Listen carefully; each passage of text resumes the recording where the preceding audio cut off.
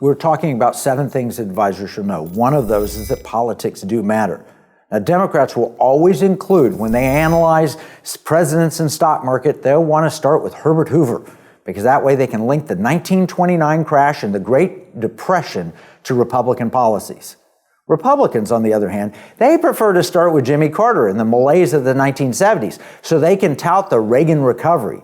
And both sides ignore the role of Congress. For example, Clinton had great market returns when Republican Gingrich ran the House. But here's the truth. Market trends are based on political realities, but they don't fall neatly into a 4-year presidential cycle. Case in point, we are still living under the Trump tax cuts that did allow corporations to keep more money, pay less taxes, and benefit investors. But those tax cuts expire next year. So if Trump wins a second term, but the new Congress fails to extend the tax cuts, well, the Biden term will benefit from the tax cuts and the second Trump term will not. So whether good or bad, these tax cuts and their impact came from one president, but impacted his successor. But this does not change the fact that politics do matter.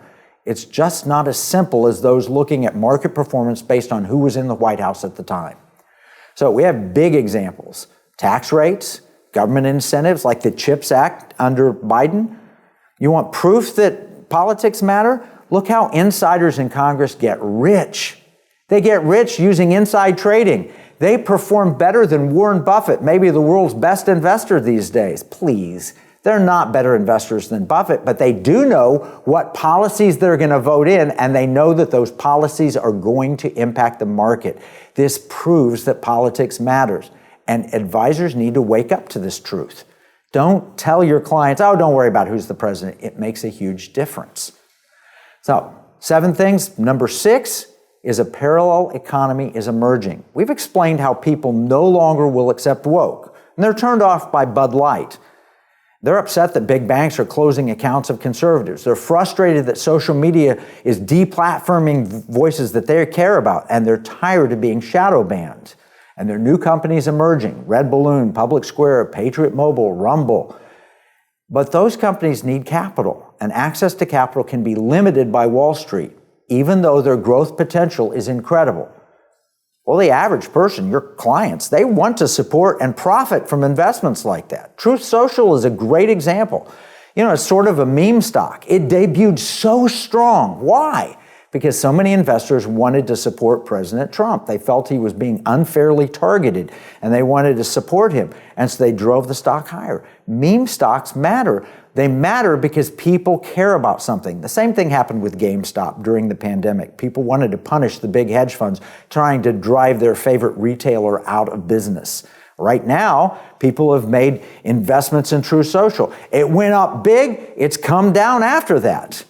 So you can't just put people in meme stocks. You got to make solid investment decisions. Most experts believe that Truth Social is massively overvalued, but that's not the point here.